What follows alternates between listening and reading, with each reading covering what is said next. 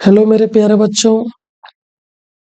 आज आप लोगों के लिए बहुत खुशी की बात है कि जो जैक द्वारा ऑफिशियल जो आप लोग का मॉडल सेट निकला था उसका मैं सॉल्यूशन कराने जा रहा हूं।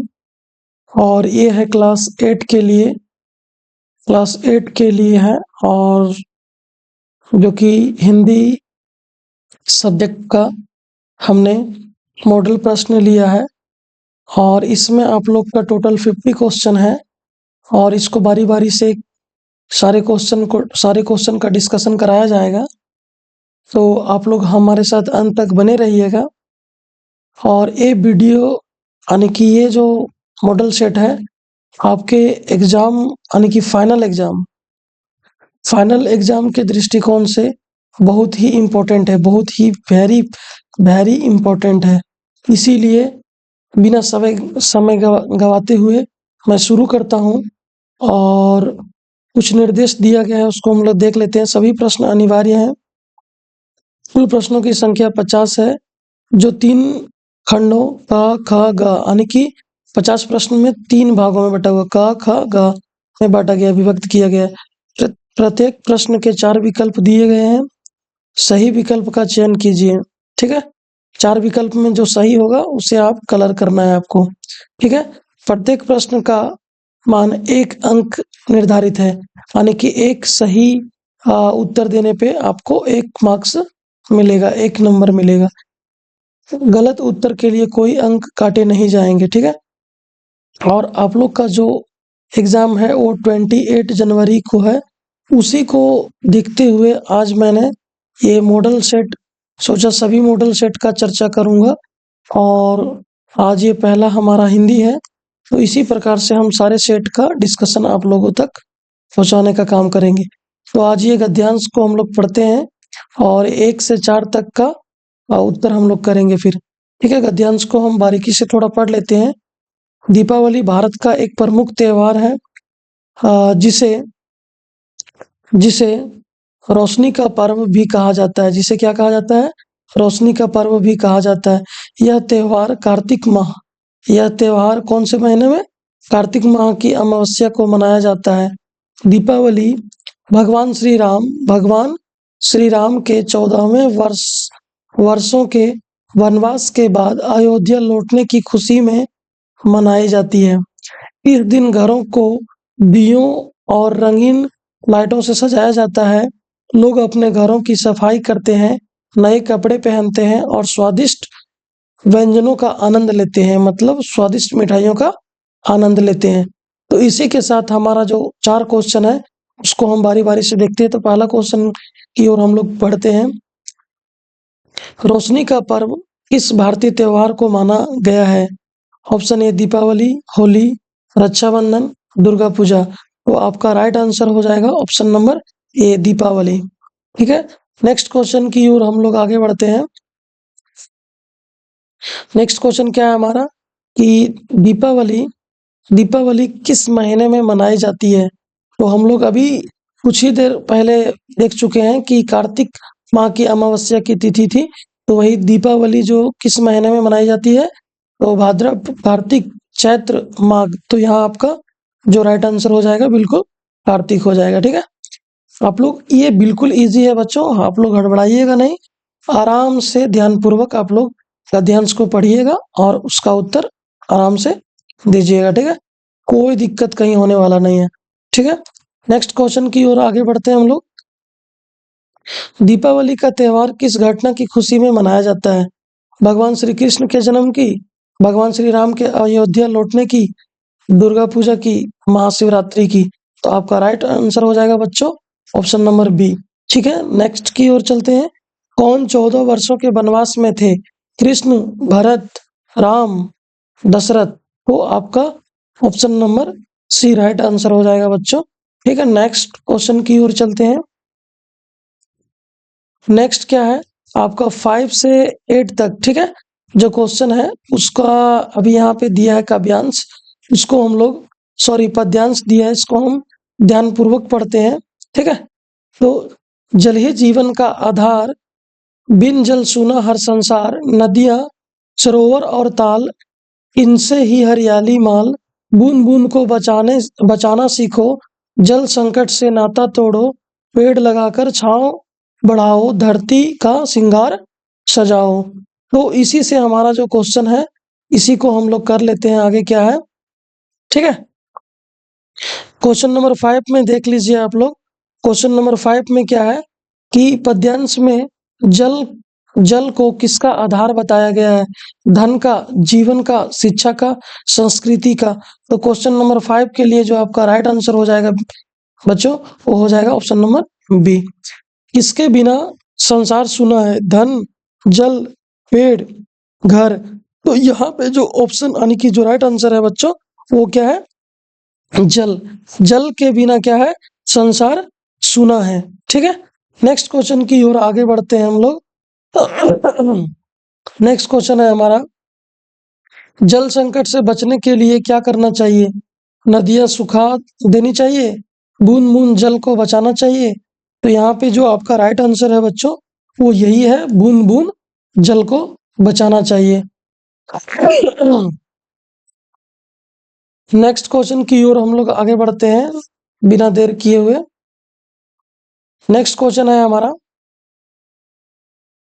क्वेश्चन नंबर 8, धरती का श्रृंगार कैसे किया जा सकता है? धरती का श्रृंगार कैसे किया जा सकता है? घर बनाकर, पेड़ लगाकर, नदियां सुखाकर, खदानें खोदकर।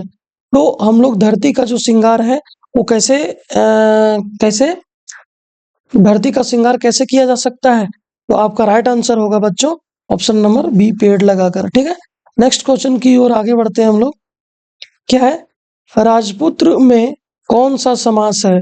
द्विंद, तत्पुरुष, अव्ययी भाव, कर्मधारय। तो 9 नंबर का जो आपका राइट आंसर हो जाएगा बच्चों, वो हो जाएगा तत्पुरुष समास।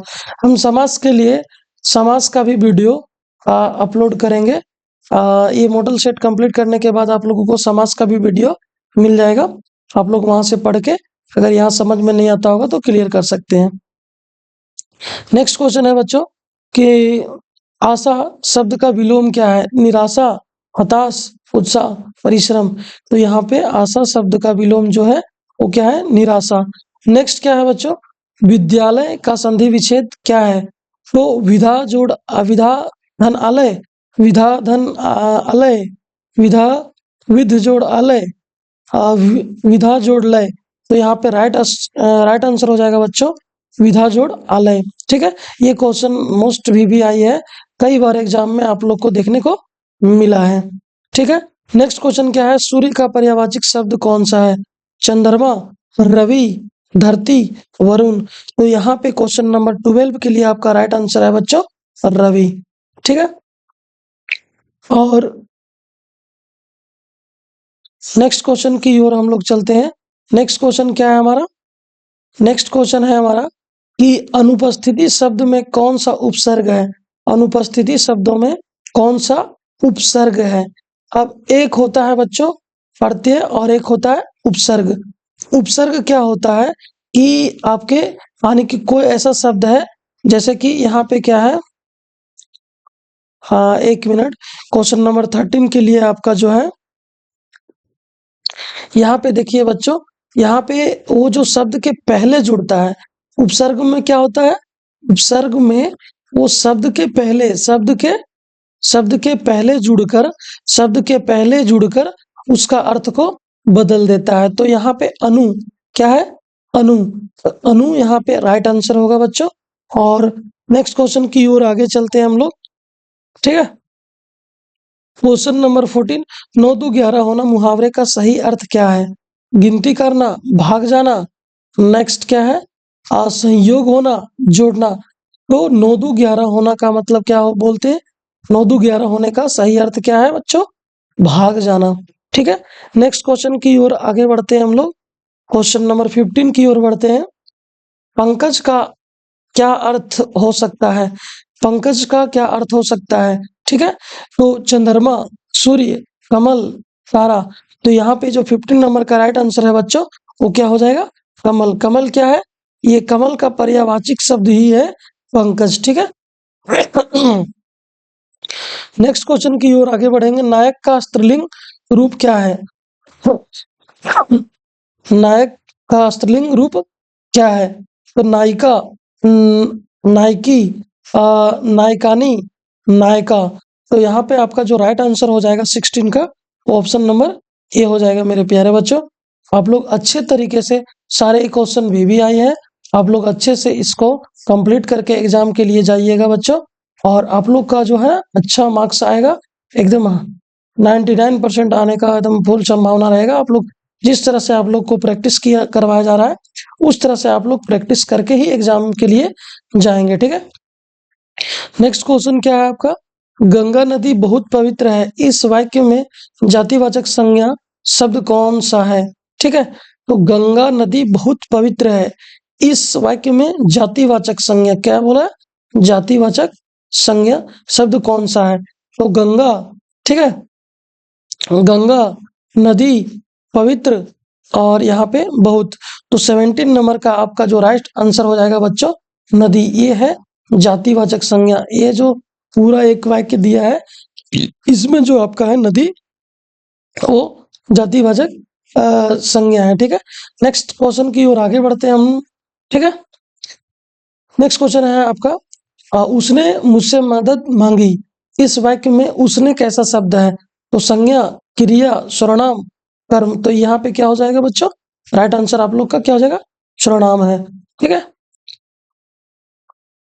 तुम बहुत अच्छा गाते हो, वाक्य में कौन सा शब्द क्रिया का बोध कराता है? तुम बहुत अच्छा गाते हो, वाक्य में कौन सा शब्द क्रिया का बोध कराता है? क्रिया क्या होता है बच्चों? जो काम हो रहा है या चल रहा है उसको हम लोग क्या बोलते हैं? क्रिया। तो यहाँ पे 19 नंबर में क्या आ जाएगा आपका? यहाँ पे ऑप्शन नंबर सी आपका बिल्कुल राइट आंसर हो जाएगा। नेक्स्ट क्वेश्चन की ओर आगे बढ़ते हैं हम लोग। नेक्स्ट क्वेश्चन हमारा क्या है कि वाक्य में संख्यावाची विशेषण शब्द का चयन करें। वह एक समझदार लड़का है, वह एक समझदार लड़का है। तो वह एक समझदार लड़का में क्या है कि एक जो यहाँ पे दिख रहा है वो क्या है? संख्या। तो जैसे वह लड़का समझदार एक, तो यहाँ एक आपका बिल्कुल परम सत्य आंसर हो जाएगा बच्चों, ठीक है। तो ये सारे क्वेश्चन आपके एग्जाम के दृष्टिकोण से इम्पोर्टेंट है, इसे आप इग्नोर नहीं करना है, आप लोगों को इग्नोर नहीं करना है, इसे अच्छा से तैयार करके आप लोग एग्जाम के लिए जाएंगे, ठीक है। तो एक फिर गद्यांश दिया है जो कि 21 से 24 तक के प्रश्नों का सही उत्तर करना है। हम लोग बस पढ़ लेते हैं इसको एक बार, देखते क्या है, ठीक है। यहाँ देखते हैं क्या है। बस सचमुच चल पड़ी, बस सचमुच चल पड़ी और हमें लगा कि यह गांधी जी के असहयोग और सविनय अवज्ञा आंदोलनों के वक्त अवश्य जवान रही होगी। उस उसे ट्रेनिंग मिल चुकी थी, हर हिस्सा दूसरे से असहयोग कर रहा था।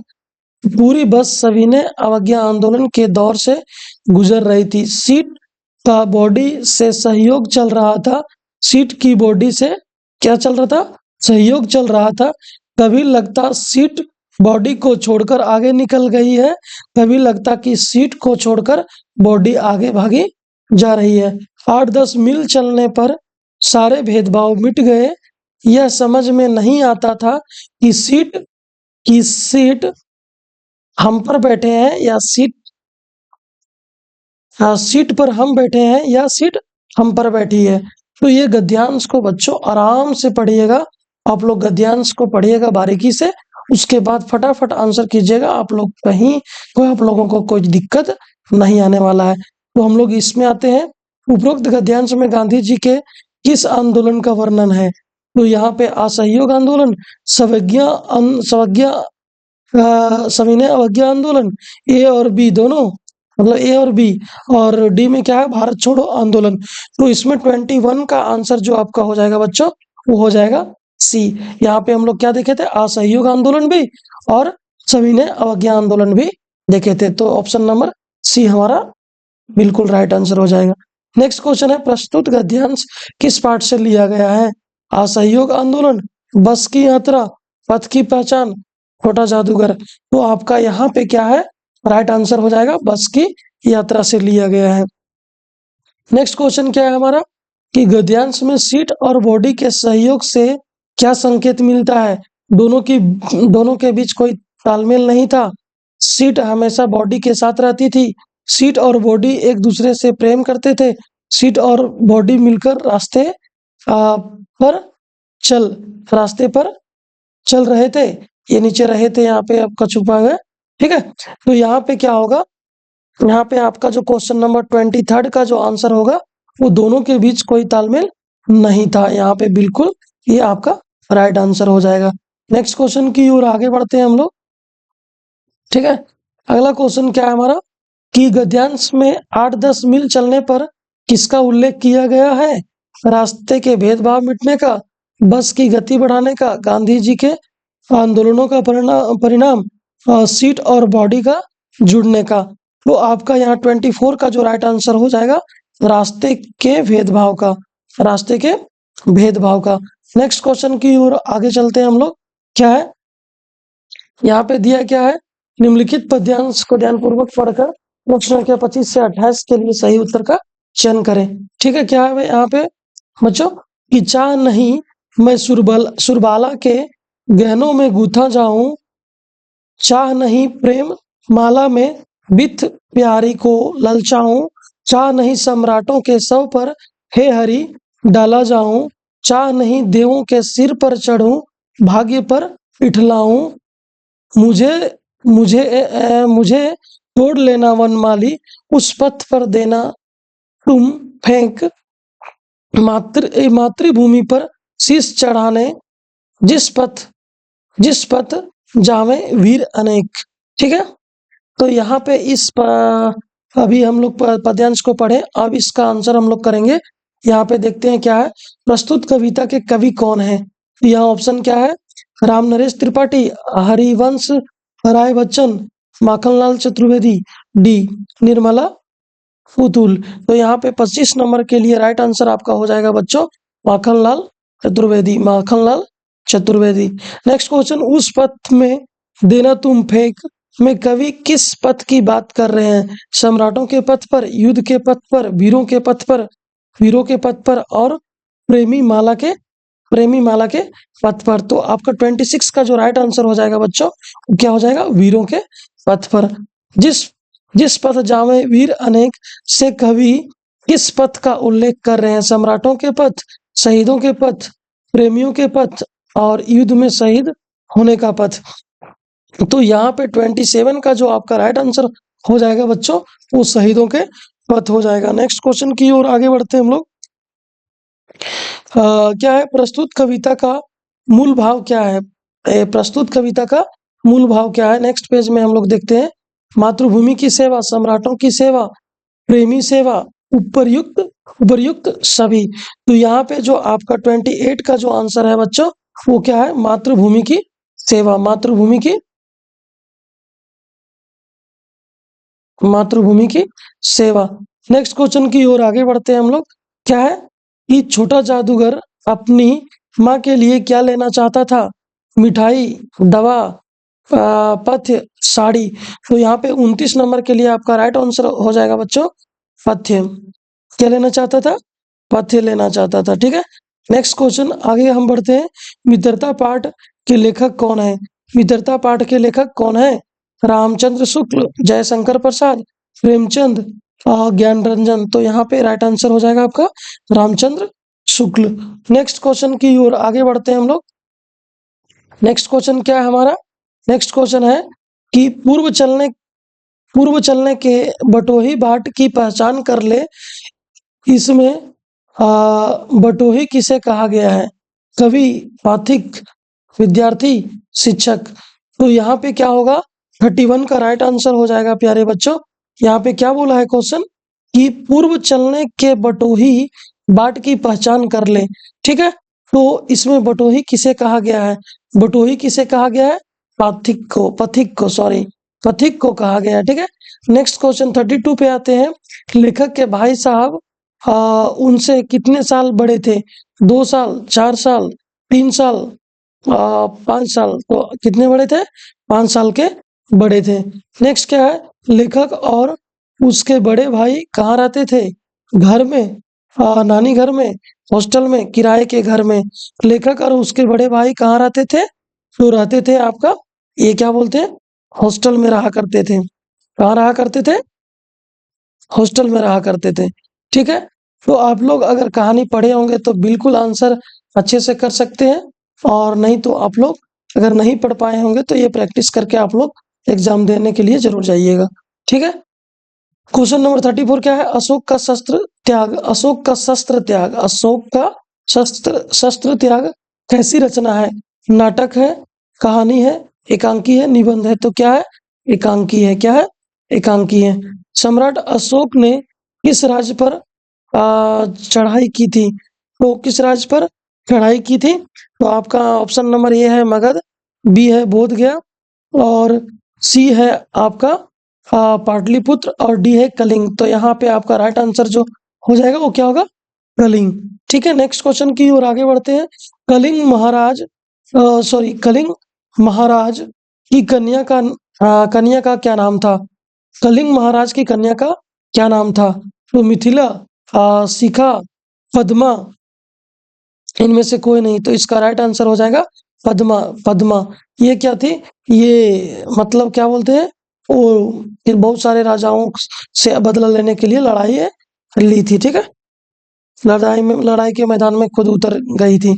नेक्स्ट क्वेश्चन है, अमरूद का पेड़ के लेखक, अमरूद का पेड़ के लेखक की माँ कहाँ के जेल में थी? अजमेर, भोपाल, सूरत, अंडमान। तो यहाँ पे आपका 37 का राइट आंसर हो जाएगा अजमेर। कहाँ थी? अजमेर। नेक्स्ट क्वेश्चन की ओर आगे बढ़ते हैं हम लोग। नेक्स्ट क्वेश्चन क्या है हमारा? अमरूद के पेड़ में फूल आने की बात, अमरूद के पेड़ में फूल आने की बात किसने बताई थी? टुन्नू ने, पप्पू ने, नौकर ने, और मिद्दू ने। ठीक है, तो यहाँ पे राइट आंसर आपका हो जाएगा 38 का मिद्दू ने। ठीक है, नेक्स्ट क्वेश्चन की ओर आगे बढ़ते हैं हम लोग। नेक्स्ट क्वेश्चन क्या है हमारा? क्या निराश हुआ जाए पाठ के लेखक कौन है? हजारी प्रसाद द्विवेदी, महावीर प्रसाद द्विवेदी, जयशंकर प्रसाद, प्रेमचंद। तो क्या निराश हुआ जाए के लेखक कौन है आपका? तो यहाँ पे हजारी प्रसाद द्विवेदी हैं। ठीक है, क्या निराश हुआ जाए पाठ में बस का कंडक्टर साइकिल से कहाँ चला गया? वह भाग गया, बी वह दूसरी बस लेने गया, वह जंगल में चला गया, वह अपने घर चला गया। तो यहाँ पे राइट आंसर होगा जो बच्चों, वो होगा वह दूसरी बस लेने के लिए गया। ठीक है, नेक्स्ट क्वेश्चन के लिए आगे बढ़ते हैं हम लोग। नेक्स्ट क्वेश्चन क्या है कि रामचरितमानस के रचयिता कौन है? तो रामचरितमानस के रचयिता कौन है? तुलसीदास। नेक्स्ट क्वेश्चन की ओर आगे बढ़ते हैं। जयपाल सिंह मुंडा का जन्म किस गांव में हुआ था? क्या है? टूरपा, खूंटी, टपकरा, सिमडेगा। तो यहाँ पे 42 का जो आंसर हो जाएगा बच्चों, ये आपका हो जाएगा ऑप्शन नंबर सी, तपकरा। क्या हो जाएगा? सी, तपकरा। ठीक है, जो भी वीडियो देखते होंगे, चाहे मेरे वीडियो जहां से देखते होंगे, आप किस डिस्ट्रिक्ट से बिलोंग करते हैं वो कमेंट करके हमें जरूर बताइएगा। ठीक है बच्चों, नेक्स्ट, बस की यात्रा पाठ कैसी रचना है? बस की यात्रा पाठ कैसी रचना है? तो हम लोग आगे बढ़ते हैं। ये व्यंग है, ये निबंध है, कहानी है, नाटक है? तो आपका 43 का राइट आंसर हो जाएगा बच्चों व्यंग है। क्या है? व्यंग है, व्यंगात्मक है। ठीक है, हुंड्रू का झरना कहाँ है? बच्चा, सबको आप लोग अभी कुछ दिन पहले घूमने के लिए निकले होंगे, तो आप लोग हुंड्रू यानी हुंड्रू फॉल कहाँ है ये हमें कमेंट करके बताइएगा। ये हुंड्रू फॉल किस डिस्ट्रिक्ट में पड़ता है ना? और कौन कौन घूमने के लिए गए थे वो आप लोग कमेंट करके बताइएगा।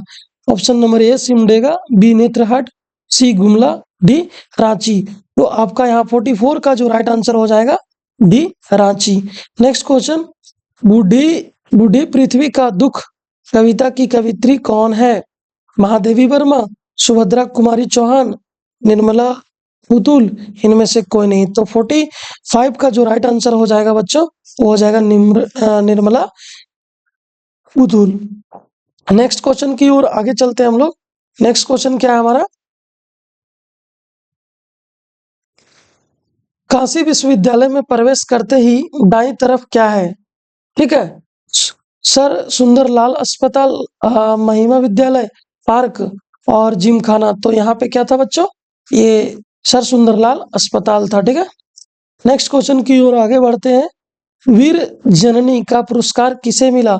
शारदा सुब्रमण्यम, शारदा सुब्रमण्यम, बी डॉक्टर चंद्रा, सी शिवानी, डी महादेवी वर्मा। तो ये मिला था किसको? शारदा सुब्रमण्यम को। ठीक है, नेक्स्ट क्वेश्चन की ओर आगे बढ़ते हैं हम लोग। नेक्स्ट क्वेश्चन क्या है हमारा, किसकी बुआ आईएएस बन गई थी? किसकी बुआ आईएएस बन गई थी? तो मीना, शिवानी, शुभांगी, कमला।